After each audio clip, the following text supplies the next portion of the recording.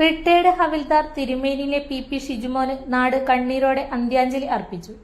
കണ്ണൂർ സോൾജിയേഴ്സിന്റെ നേതൃത്വത്തിൽ പരിയാരം മെഡിക്കൽ കോളേജിൽ നിന്നും ഭൗതിക ശരീരം ഏറ്റുവാങ്ങി വിലാപയാത്രയായി തിരുമേനിയിലെ വസതിയിലെത്തിച്ചു. തുടർന്ന് ടീം കണ്ണൂർ സോൾജിയേഴ്സിന്റെ നേതൃത്വത്തിൽ സൈനിക ബഹുമതികളോടെ പുഷ്പചക്രം അർപ്പിച്ച് ആദരാഞ്ജലികൾ നേർന്നു. സമൂഹത്തിന്റെ വിവിധ മേഖലകളിൽ നിന്നുള്ള പ്രമുഖരും വിവിധ സംഘടനകളുടെ പ്രതിനിധികളും റീത്ത് സമർപ്പിച്ച് അനുശോചനം രേഖപ്പെടുത്തി. ശേഷം മതാചാരപ്രകാരമുള്ള സംസ്കാര ചടങ്ങുകൾ നടന്നു.